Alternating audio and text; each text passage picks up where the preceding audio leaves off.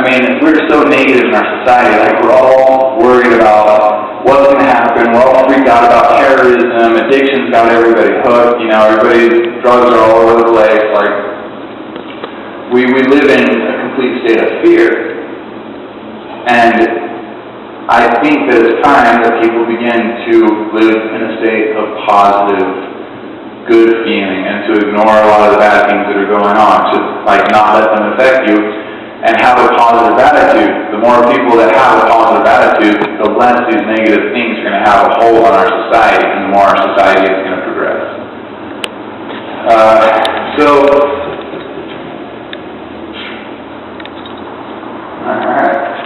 So yeah, I wanted to kind of throw in, on Facebook I posted the Martin Luther King speech, I Have a Dream. Think about this, okay? Martin Luther King stood up there and said, I have a dream. And then he began to explain the dream. He said, I have a dream where, like, my kids are going to grow up with white kids, right? Sorry, I'm a cheap guy. But, so all these white kids, like, my kids are going to grow up with all these white kids. And he's painting this picture for the entire audience. And he's saying, this is how I'm seeing the future. And he begins to implant this auto-suggestion in everybody's mind. What happened? Like, how important was what Martin Luther King said in the Civil Rights Movement? Obviously, it's one of the most important things that ever happened in the Civil Rights Movement. So, it's just these suggestions that are flowing around our society, we've got to begin to take them from these negative suggestions and turn them into positive suggestions. What I've noticed is that a lot of my friends have begun to get clean and get off drugs, you know? I'm seeing people getting off drugs, while a lot of other people are seeing addiction becoming worse and worse and worse.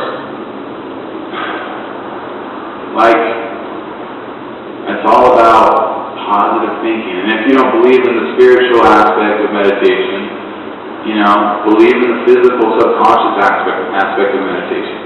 The more you focus on positive, good things, the more your subconscious mind is going to put you in that direction. And it's going to cause you to interact in those ways. You know? So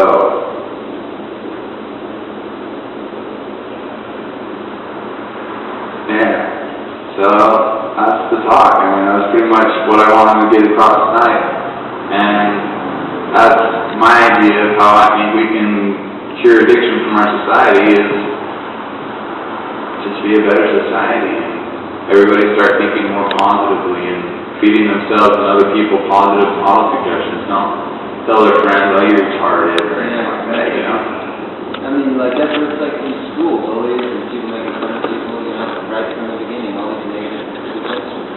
Yeah. Like I said, for like a long problem, maybe that's why they just, and then when you grow up, you dog eat dog, step on your coworker to get to the top or whatever, you know what I mean? I think it's a good idea to have positive suggestions. It's hard, I wish it was. Yeah, and like I said, a lot of the kids, you know, that grow up, like, I was a nerdy kid and I got picked on a lot, you know? But now, after I've gone through my whole addiction stage and began to realize that it's up to me to accept, like, these kids, as people are feeding them auto-suggestions, you know, they're just eating them up. They don't understand that they can pick and choose which auto-suggestions they want to live by. But as a society, as we begin to understand that as we bring that consciousness forward, and as we bring that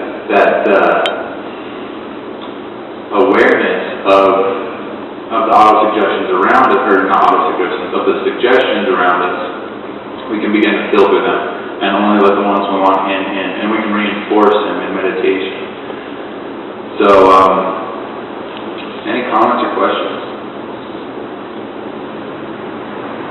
I think, Tom, back to your very first lecture where you talked about 12-step programs, that really this, because that suggestion that one continues to be an addict is so at the heart of those programs, it becomes an identifying factor that it really seems there needs to be a massive approach to that whole idea within that context, because I think they do really have a sincere desire to do some good, but it's almost becoming self-defeating in just that particular format. Yeah, absolutely, and yeah, of course. The trouble is that you're saying if you are an addict to a river, like an addict, that you're constantly in the commercial. The idea is that it is a positive statement where they try to keep it in a mindset that it's a constant progression, that it's not that you're always headed in a bad way, but that you don't look at it as a cure, as complete. So I think that if you're looking at this as being told over, you're always an addict, as opposed to you're always in recovery, you're always in full. So, yeah, I think that's one of the big problems too, like,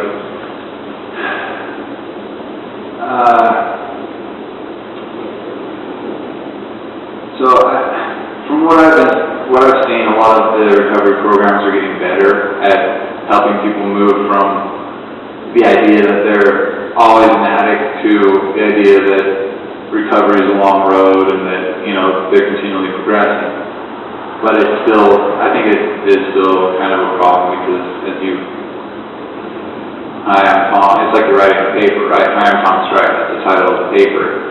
And I'm an alcoholic, and that's your subtitle. Well, what's the rest of the paper about? It's all about you being an alcoholic. So, like, the suggestion that I gave was, you know, maybe not even include that.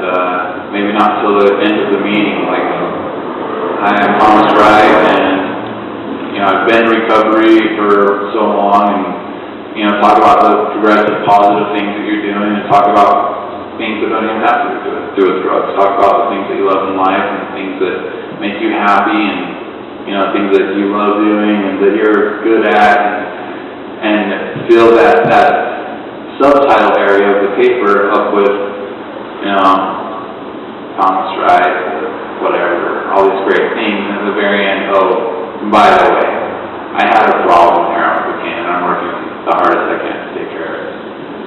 And it's a completely different paradigm. It's like it's a completely different way of looking at it. For a long time, you know, that's how we've been doing it. We've been giving people the subtitles as if, you know, that's the name of their book. That's their life right there, that they're an addict or an alcoholic or whatever. And we need to start realizing that addiction is a very small, minuscule part. I mean, it has a great effect. Yeah, go ahead. I feel that those programs were based in a different mindset, especially AA as a religious tradition based upon it, and so that whole acknowledging it, like you're acknowledging your sins instead of denying it, so they're working from that framework. But if you don't feel the guilt is a very useful tool, then it's probably not a good place to start. Yeah. I totally agree with that. I think a lot of whether or not somebody believes in God, you know, I mean, the concept behind AA is that you have a higher power, like, and that there's no possible way you can progress in life without that higher power's help. And whether or not there is a higher power, like, the idea of life on earth from a higher power perspective is for us to figure out how to do things on our own and to ask for help as little as possible. From, you know, a more atheist perspective, it's, we're on our own, guys, you know, and you've got to figure out how to do things on your own. So from either side, it's damaging to say that there's always something to fall back on, because then people get lazy and people have an excuse or something to pretend like a cushion, you know, and it's a crutch. Especially in recovery, it is a total crutch. You know, you can't, like, we're here because we've got to figure out what we're doing on our own, you know. It's like, I think, from my point of view, that's how it is. And whether or not there is a higher power, it's like, we're here and we've got to figure this out, you know. You can't go asking mom and dad for help forever.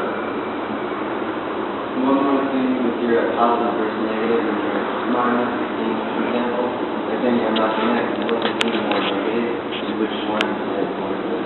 Say that again? Martin Luther King was positive, and then Malcolm X was kind of more negative, wasn't he? And like, which one had more of an influence on society, you know, just the positive versus negative? It knows a lot about Malcolm X, yeah? Yeah. What do you think? It's interesting to me because between the two of them, I'm kind of a Malcolm X fan. But wasn't he more militant? He definitely was more militant, but I think at the time, you know, I don't know. I guess kind of lying, like we talked about lying to your subconscious, don't play your subconscious. I'm always on time, I'm always like this. Martin Luther King had the idea that he's what he thought, what he wanted the world to become. Whereas Malcolm X told the truth of how it was. There's racism, we're dealing with racism, it's out there, we're going to face it, and try to empower the individual that this is preparing for what they're going to, when they go out into society, this is what they're going to face. So it's two really different ways, and I have a lot of love for Martin Luther King, but Malcolm X, I think, for me and people that kind of think the way I do, definitely did a lot of good.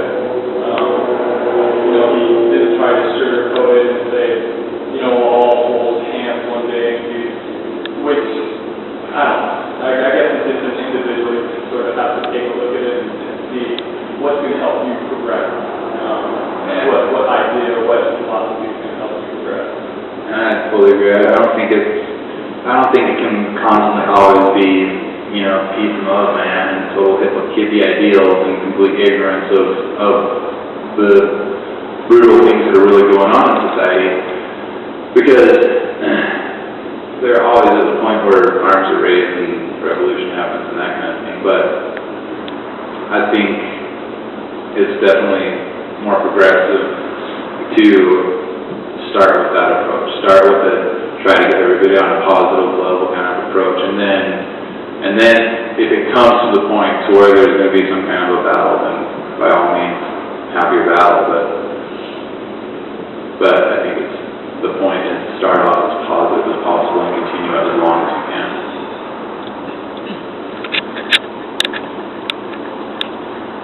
Yay!